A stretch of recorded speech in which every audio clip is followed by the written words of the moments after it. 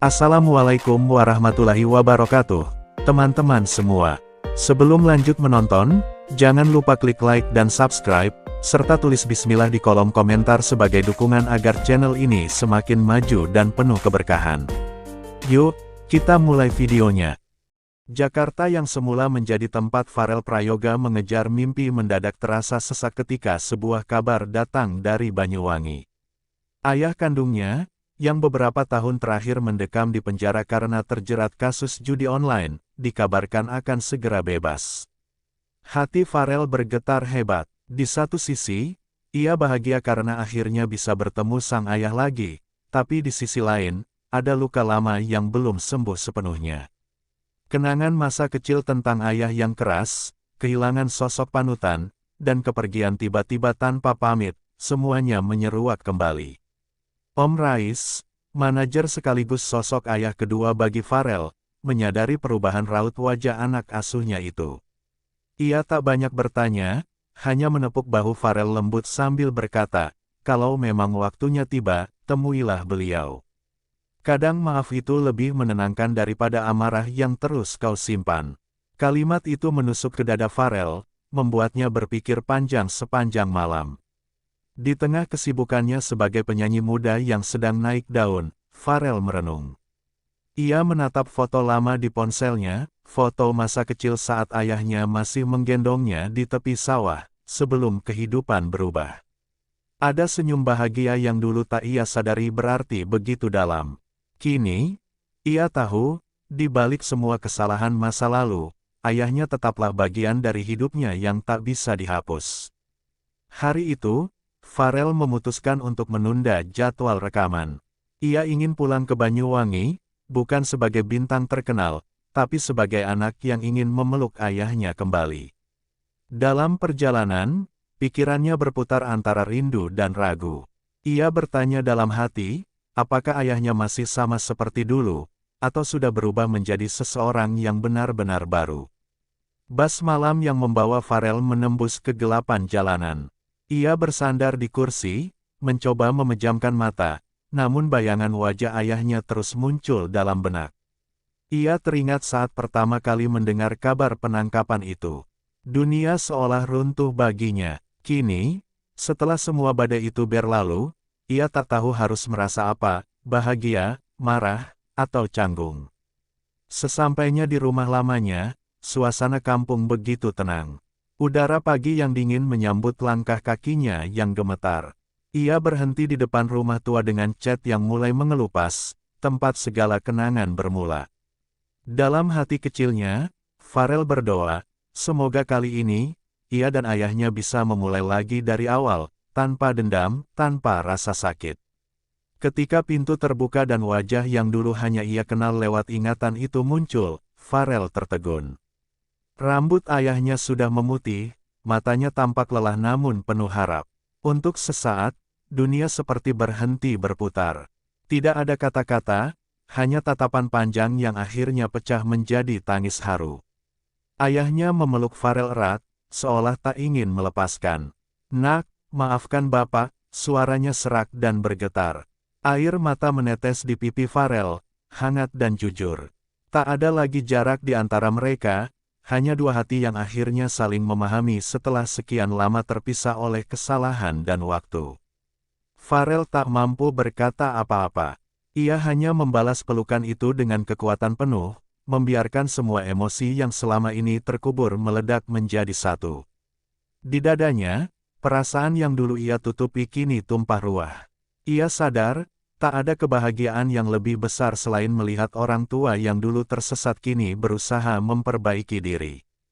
Malam itu, mereka duduk berdua di teras rumah, di bawah langit yang sama dengan masa kecil mereka dulu. Tak banyak kata, hanya keheningan yang hangat. Farel tahu, kisah ini baru dimulai, kisah tentang seorang ayah yang menyesal, dan seorang anak yang belajar memaafkan. Sesuatu yang jauh lebih berharga daripada popularitas atau harta, kedamaian dalam hati.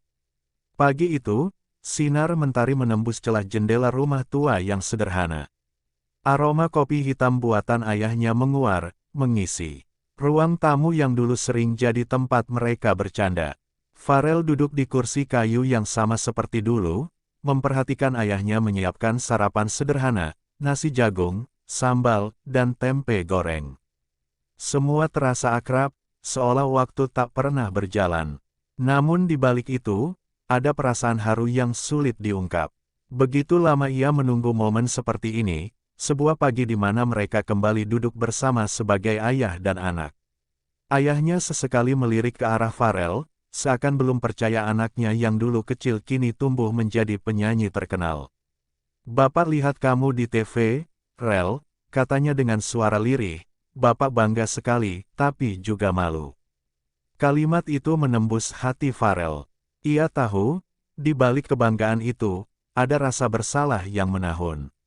Farel hanya tersenyum, mencoba menenangkan perasaan ayahnya. "Sudahlah, Pak. Yang penting sekarang Bapak sudah di sini, di rumah lagi," ujarnya lembut.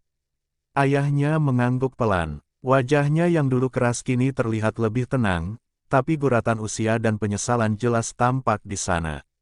"Di dalam penjara, Bapak sering dengar lagu-lagu kamu," katanya sambil menatap cangkir kopinya. "Setiap dengar suara kamu, Bapak nangis." "Nyesel, Rel, Bapak nyesel banget." Suara itu bergetar, penuh kesungguhan. Farel menunduk, menahan air mata yang hampir jatuh. Ia tak ingin membuat ayahnya merasa lebih bersalah. Di sela percakapan, mereka mulai bercerita tentang masa lalu.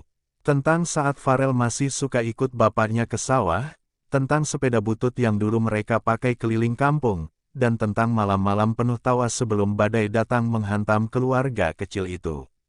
Semua kenangan lama seolah hidup kembali, menutup luka dengan perlahan. Farel merasa seperti kembali ke masa kecilnya, di mana cinta tak butuh banyak kata, cukup dengan kehadiran dan kehangatan. Ketika sore tiba, mereka berjalan menyusuri jalan kecil di belakang rumah. Anak-anak kecil yang bermain di lapangan meneriaki nama Farel, sementara orang-orang kampung tersenyum melihat mereka berdua berjalan berdampingan. Ayahnya hanya bisa menunduk, malu tapi bahagia. "Sekarang kamu yang terkenal, Nak," ucapnya. Farel tertawa kecil, "Terkenal itu cuma titipan, Pak. Yang penting tetap ingat rumah." Di perjalanan pulang, Farel sempat melihat mata ayahnya berkaca-kaca. Ia tahu, itu bukan tangis kesedihan, tapi rasa syukur karena masih diberi kesempatan memperbaiki hubungan yang dulu rusak. "Bapak cuma pengen kamu tahu," katanya tiba-tiba, "meskipun Bapak pernah salah, tapi dari dulu hati Bapak nggak pernah berhenti sayang sama kamu." Kalimat itu membuat langkah Farel terhenti. Ia menatap ayahnya dalam-dalam, lalu tanpa kata langsung memeluknya. Pelukan itu terasa lama, hangat, dan penuh makna. Orang-orang yang lewat hanya bisa tersenyum haru melihat keduanya. Dalam pelukan itu, Farel merasakan sesuatu yang selama ini hilang, rasa tenang, rasa memiliki, dan rasa dicintai tanpa syarat. Ia tahu, apapun yang terjadi di masa lalu, darah dan cinta di antara mereka tak akan pernah terhapus. Malamnya, mereka duduk di depan rumah, memandangi bintang-bintang. Ayahnya bercerita tentang kehidupan di dalam penjara, tentang rasa sepi, tentang penyesalan, dan tentang keinginan kuat untuk berubah. "Bapak janji, nggak bakal nyentuh hal-hal kayak gitu lagi," katanya tegas. Farel hanya mengangguk. Ia percaya, karena di mata ayahnya, ia melihat ketulusan yang tulus dan keinginan besar untuk menebus masa lalu. Sebelum tidur, Farel menatap ayahnya yang sudah lebih dulu terlelap di kursi. Wajah itu kini terlihat damai. Dalam hati, Farel bersyukur. Ia sadar, inilah fase baru dalam hidupnya, bukan sekadar karir atau popularitas, tapi perjalanan batin untuk kembali membangun keluarga yang sempat hancur. Kehangatan yang lama hilang kini perlahan kembali, membawa ketenangan yang tak bisa dibeli dengan apapun. Dan malam itu, di tengah sunyi desa, Farel tersenyum sambil menatap langit-langit rumah. Ia berbisik pelan, "Terima kasih, ya Allah. Engkau kembalikan bukan hanya ayahku, tapi juga bahagiaku." Fajar baru saja menyingsing di Banyuwangi ketika Farel terbangun oleh suara lantunan doa yang lirih. Dari kamar sebelah, ia mendengar ayahnya membaca istighfar berulang-ulang, disusul ayat-ayat pendek yang terbata namun penuh penyesalan. Farel tak menyangka, ayahnya yang dulu jarang mendekati sajadah kini terlihat begitu khusyuk. Ia berdiri di ambang pintu, memperhatikan sosok tua itu yang bersujud lama, seolah sedang menumpahkan seluruh dosa masa lalunya ke bumi. Ada sesuatu yang menyesakkan dada Farel, tapi juga menenangkan, ia melihat seorang ayah yang benar-benar ingin berubah. Setelah salat subuh, mereka duduk bersama di teras rumah. Udara pagi masih dingin, dan kabut tipis melayang di atas hamparan sawah. Ayahnya menatap jauh ke depan, lalu mulai berbicara dengan suara pelan. "Rel, waktu Bapak di dalam, tiap malam Bapak kepikiran kamu. Rasanya nyesek banget tahu anak sendiri berjuang sendirian, sementara bapaknya malah bikin malu keluarga." Kalimat itu menggantung di udara, membuat suasana hening. Farel tidak segera menjawab, ia tahu, ayahnya butuh ruang untuk meluapkan penyesalan itu. "Dulu Bapak cuma mikir cara cepat dapat uang," lanjut sang ayah, matanya berkaca-kaca. "Awalnya iseng, Rel, main kecil-kecilan, tapi lama-lama ketagihan. Semua karena ego, bukan karena kebutuhan. Sampai akhirnya, Bapak nggak sadar udah nyeret nama keluarga sendiri ke lumpur." Air matanya menetes pelan, menandai betapa berat beban yang selama ini ia pikul. Farel hanya bisa mendengarkan, membiarkan setiap kata itu meresap ke dalam hatinya. Dalam diam, Farel merasakan campuran perasaan yang rumit, antara sedih, kecewa, dan haru. Ia tahu betul bagaimana rasanya kehilangan sosok ayah di saat ia paling membutuhkannya. Tapi melihat sosok itu kini menyesali semuanya, hatinya luluh. "Pak," katanya pelan, "semua orang bisa salah. Tapi nggak semua orang bisa mengakui kesalahannya seperti Bapak. Aku bangga, karena Bapak berani berubah." Ayahnya menatap Farel lama, lalu tersenyum getir. "Kamu yang kuat, Nak. Kamu yang ngajarin Bapak arti sabar. Waktu Bapak di dalam, tiap kali dengar lagu kamu, Bapak ngerasa ditampar. Lagu, Ojo Dibandingke, itu, entah kenapa, bikin Bapak selalu nangis." Mereka berdua tertawa kecil di antara suasana haru, mencoba mencairkan duka yang masih menggantung. Namun di balik tawa itu, keduanya tahu, luka lama masih ada, hanya saja kini mereka mulai belajar menyembuhkannya. Siang harinya, Farel membantu ayahnya membersihkan pekarangan rumah. Di sela-sela aktivitas itu, sang ayah sering berhenti, menatap anaknya dengan bangga. "Bapak nggak pernah ngangka kamu bisa jadi sehebat ini, Rel. Kamu bukti kalau hidup nggak ditentukan oleh kesalahan orang tua." Farel tersenyum sambil menghapus keringat di dahinya. "Aku cuma jalani apa yang Bapak dulu ajarin, Pak. Kerja keras dan jujur." Kata-kata itu membuat sang ayah menunduk, menahan haru yang kembali menyeruak. Sore menjelang, mereka berdua duduk di bawah pohon mangga belakang rumah. Burung-burung berkicau, dan angin membawa aroma tanah yang menenangkan. "Bapak tahu, nggak gampang buat kamu maafin Bapak," ucapnya tiba-tiba. "Tapi Bapak janji, sisa hidup ini Bapak mau pakai buat jadi orang baik. Nggak mau nyakitin kamu atau ibu lagi." Suaranya bergetar, namun kali ini bukan karena lemah, melainkan karena tekad yang lahir dari penyesalan yang tulus. Farel menatap ayahnya, lalu menepuk bahunya pelan. "Aku udah maafin Bapak sejak lama, cuma belum sempat ngucapin. Aku cuma pengen lihat Bapak bahagia dan nggak nyalahin diri sendiri terus." Ucapan itu membuat air mata ayahnya jatuh lagi, tapi kali ini disertai senyum. "Kamu memang anak yang luar biasa, Rel. Bapak beruntung punya kamu." Malam itu, sebelum tidur, Farel menulis catatan kecil di ponselnya.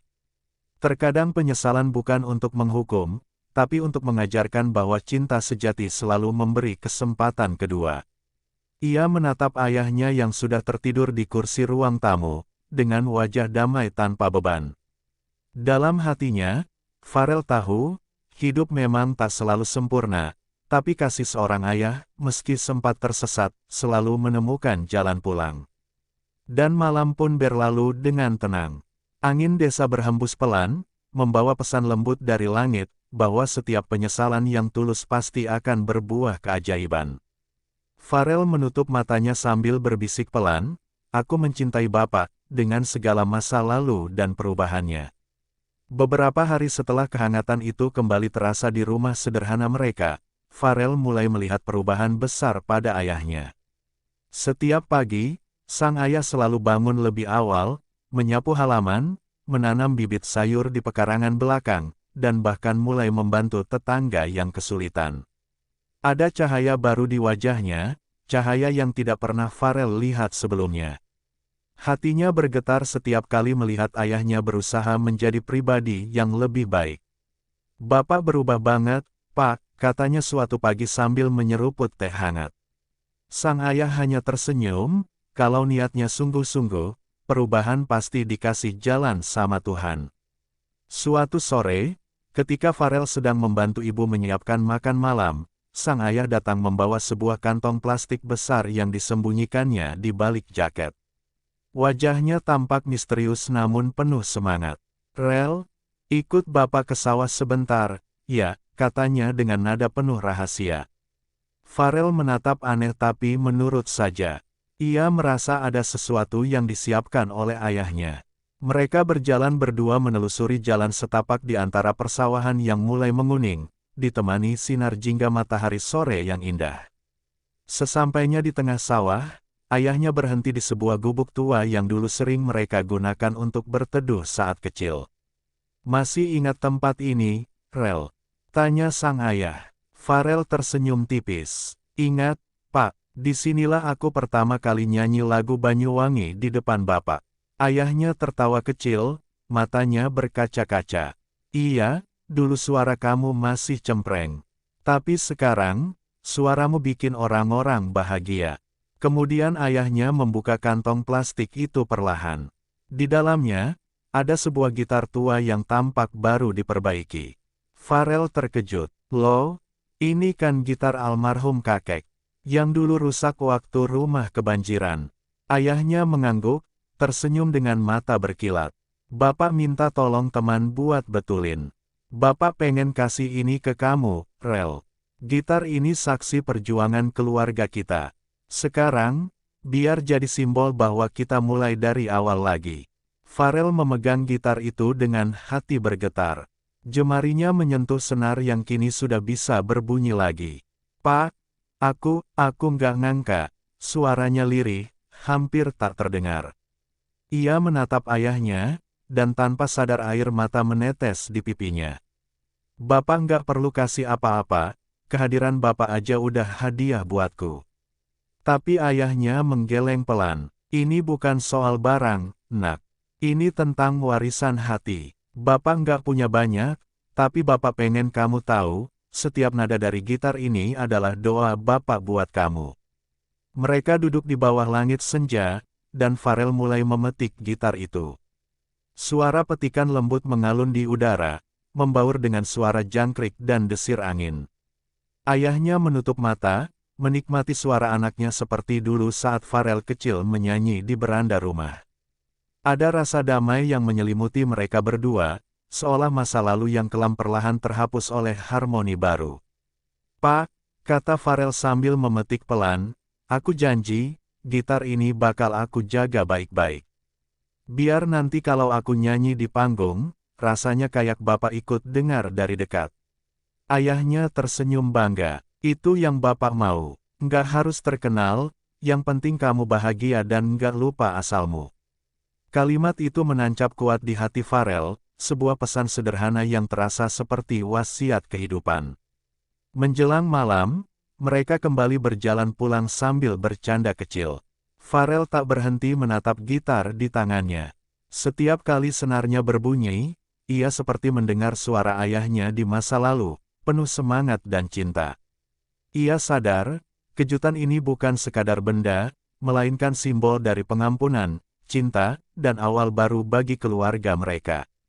Sesampainya di rumah, Farel menaruh gitar itu di ruang tamu. Ia menyentuh kepala ayahnya dengan lembut dan berkata, "Terima kasih, Pak. Ini lebih berharga dari apapun." Ayahnya hanya tersenyum sambil menatap foto keluarga di dinding. "Bapak cuma pengen kamu ingat, Rel, meskipun dulu Bapak pernah jatuh, tapi sekarang Bapak berdiri lagi karena kamu." Malam itu, sebelum tidur, Farel menulis status di ponselnya, "Kadang, hadiah terbesar bukan uang atau barang, tapi kesempatan untuk melihat orang yang kita cintai berubah jadi lebih baik." Ia menatap gitar di sudut kamar dengan mata berkaca-kaca, lalu berbisik pelan, "Aku bangga jadi anakmu, Pak." Beberapa hari berlalu sejak Farel menerima gitar tua dari ayahnya. Setiap malam setelah selesai manggung atau latihan, ia selalu menyempatkan diri duduk di teras rumah sambil memainkan gitar itu. Suara senarnya tak seindah gitar mahal yang biasa ia pakai di panggung, tapi justru dari situ Farel merasakan kehangatan yang berbeda. Setiap petikan terasa hidup, seolah ada doa yang ikut bergetar di udara. Malam demi malam, tanpa sadar, Farel mulai merangkai nada dan lirik yang lahir dari hati paling dalam, lagu yang ia tujukan khusus untuk sang ayah. Awalnya, ia tidak berniat menciptakan lagu baru. Tapi setiap kali menyentuh gitar itu, kenangan masa kecilnya bersama sang ayah muncul kembali, ketika mereka menanam padi bersama sambil bersenandung, saat ayahnya menggendongnya pulang di bawah hujan, dan saat perpisahan menyakitkan ketika ayah harus menjalani hukuman. Semua rasa itu bercampur menjadi satu, melahirkan melodi yang sederhana namun syarat makna. "Pak," kata Farel suatu malam, "aku kayaknya pengen bikin lagu tentang Bapak." Ayahnya yang sedang duduk di kursi bambu hanya tersenyum samar. "Lagu buat Bapak." "Heh, buat apa? Bapak kan bukan siapa-siapa." Farel tersenyum, menatap ayahnya dengan lembut. "Justru karena itu, Pak, aku pengen dunia tahu, orang yang aku sayangi pernah jatuh, tapi bangkit dengan cara yang luar biasa." Kalimat itu membuat mata sang ayah memerah. Ia tak bisa berkata-kata, hanya bisa menunduk menahan haru. Malam itu, Farel mulai menulis liriknya di secarik kertas. Kata-katanya mengalir begitu saja, tentang kehilangan, penyesalan, dan cinta seorang ayah yang tak pernah padam meski tertutup dosa dan waktu. Setiap bait adalah pengakuan hati seorang anak yang belajar memaafkan, dan setiap nada adalah ungkapan rindu yang selama ini tak terucap. Ia menamai lagu itu, "Ayahku Pulang." Saat pertama kali ia menyanyikan lagu itu di depan ayahnya, udara terasa begitu hening. "Ayahku pulang," membawa luka dan harap, tapi di matanya ada cahaya yang tak pernah padam. Suaranya lembut namun penuh perasaan, membuat bulu kuduk siapapun yang mendengar ikut merinding. Ayahnya menatapnya tanpa berkedip, air mata mulai menetes satu persatu di pipinya yang mulai keriput. Setelah lagu selesai, tak ada tepuk tangan, tak ada kata-kata. Hanya keheningan panjang yang syarat makna. Ayahnya berdiri perlahan, lalu memeluk Farel erat. "Nak, lagu ini," suaranya tercekat, "ini hadiah terindah yang pernah Bapak terima seumur hidup." Farel tak mampu menahan tangisnya. Ia memeluk balik ayahnya, dan untuk pertama kalinya dalam hidup, ia merasa benar-benar lengkap. Keesokan harinya, Farel mengirimkan rekaman lagu itu ke Om Rais. Tanpa sepengetahuannya, Om Rais mengunggah potongan lagu tersebut ke media sosial dengan caption sederhana, "Lagu ini bukan sekadar karya, tapi bentuk cinta seorang anak kepada ayahnya yang baru saja pulang." Tak disangka, lagu itu langsung viral. Ribuan komentar mengalir, banyak yang menulis bahwa lagu tersebut membuat mereka menangis. Berita tentang lagu itu akhirnya sampai ke telinga media nasional. Mereka datang ke rumah Farel untuk meliput kisah di balik lagu, "Ayahku Pulang." Sang ayah sempat menolak untuk diwawancara karena malu, tapi Farel menggenggam tangannya erat. "Pak, nggak apa-apa. Biar orang tahu kalau kesalahan itu bisa ditebus dengan niat baik." Dalam wawancara itu, sang ayah berbicara jujur tentang masa lalunya, tentang penyesalan, dan tentang cinta seorang anak yang membuatnya bangkit. Lagu itu akhirnya dirilis resmi di platform musik digital dan menjadi salah satu karya Farel yang paling menyentuh. Setiap kali ia membawakannya di panggung, ia selalu menatap gitar tua itu sebelum mulai bernyanyi. Baginya, lagu itu bukan hanya tentang ayahnya, tapi juga tentang setiap orang yang pernah tersesat dan akhirnya menemukan jalan pulang.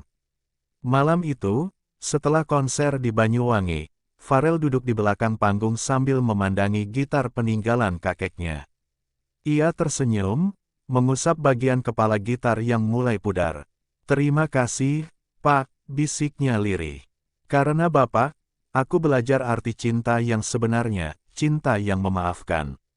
Dan di langit yang penuh bintang malam itu, seolah semesta ikut berbisik kembali, "Dan Bapakmu pun mencintaimu lebih dari apapun."